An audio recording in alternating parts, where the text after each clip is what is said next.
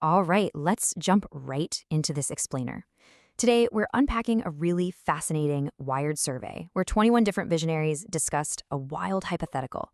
What actually happens to humanity if we all start living to 150? We're talking about a future where radical life extension isn't just science fiction anymore, but a profound societal shift. We're going to explore some truly mind bending insights from architects, AI researchers, playwrights, and public health experts. So, would you want to live to 150? It's a surprisingly simple question, right? But your immediate gut reaction to it basically tells us everything we need to know about how society currently views aging. When the experts in the survey were asked this, the answers were actually heavily split. Take a quick second to answer it for yourself. Do you feel this wave of excitement, or do you instantly get a knot of dread in your stomach? For most of us, when we think about living to 150, our minds jump straight to anxiety. We worry about running out of retirement money or just facing decades of physical decline. But what's so cool about the visionaries from our source material is how they completely reframe that ultra-long lifespan.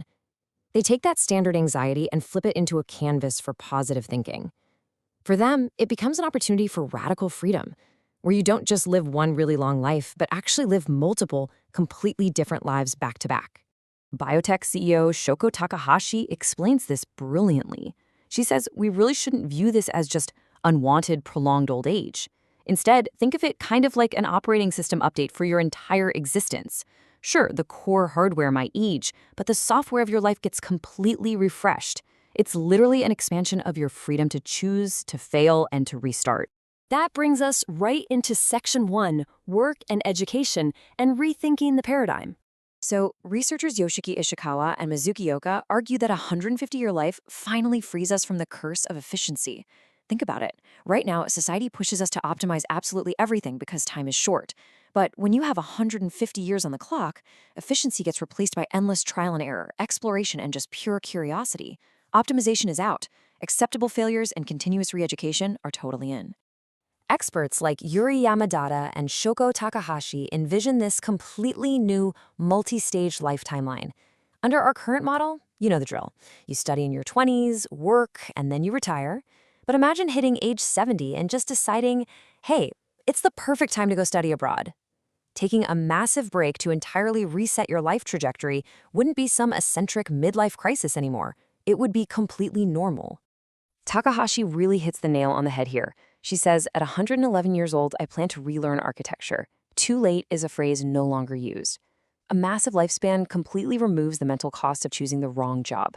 I mean, if you spend 40 years in a career you end up disliking, it genuinely doesn't matter because you still have another 80 years to pivot and try something else. Moving on to Section 2, the future of love and changing romance. Okay, this is where things get incredibly fascinating. Strategist Hannah Thomas Yost introduces this concept called a seven ceremony. She argues that maintaining a single, till death do us part relationship for 130 years might become, well, increasingly difficult. So instead, relationships might adapt into conscious renewals. Every 7 years, partners sit down and actively choose whether to renew their commitment or just amicably part ways for their next life phase. And naturally, pop culture is going to have to catch up to all of this. Playwright Tomoki Kawamura suggests this shift will trigger a massive renaissance in literature and media. We're going to see these highly nuanced, incredibly radical romance dramas specifically written for people over the age of 120. The very criteria we use to choose partners will become much more refined, totally stripped of the urgency of starting a family or building early career financial stability. Which leads us to Section 3, redefining the body and the physical changes required. Now, these futuristic ideas actually have to be grounded in present reality. Longevity expert Dan Buettner points out that reaching 150 won't just be about plugging ourselves into advanced medical tech. It requires building cities and cultures around the proven blue zone longevity pillars. If we want to live that long, our urban design literally has to force us to walk, eat well, and stay deeply connected to our neighbors. On the total flip side of that, we have the technological extreme. AI CEO Ryota Kanai takes this a huge step further, suggesting our consciousness will eventually merge with technology. He calls it reincarnation in one life. Basically, by using brain-machine interfaces and AI, your memories and senses are continuously backed up and updated. Life becomes this multi-layered process where you get to be reborn with different perspectives, all without ever actually experiencing physical death. Wild, right? But we must impartially look at the other side of the coin. In Section 4, Why Some Say No, the Skeptic's View. Public health expert Amina Sugimoto delivers a profound reality check here. She questions the very nature of this extended life. Think about it. If we only reach 150 by turning our bodies into walking, algorithmic data centers, constantly tracking every microhormone and gestating children outside the womb, are we actually evolving? Or are we just surrendering the very biological functions that make us human in the first place? And that technological surrender leads directly into what visual artist Minoru Murata warns against: optimized loneliness. If AI does all the heavy lifting and algorithms manage our health perfectly, we strip away the friction that actually forces humans to bond with each other.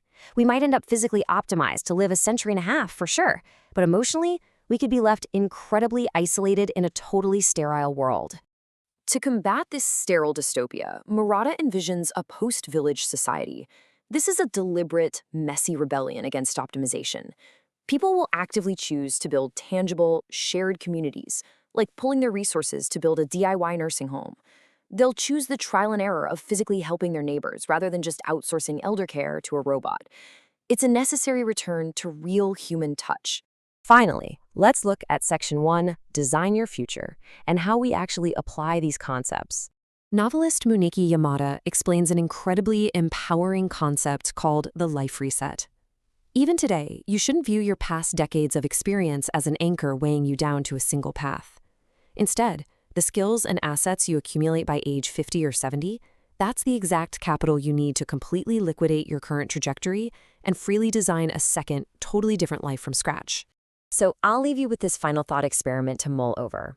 If time is no longer your enemy, what outdated rules about your own life are you ready to let go of?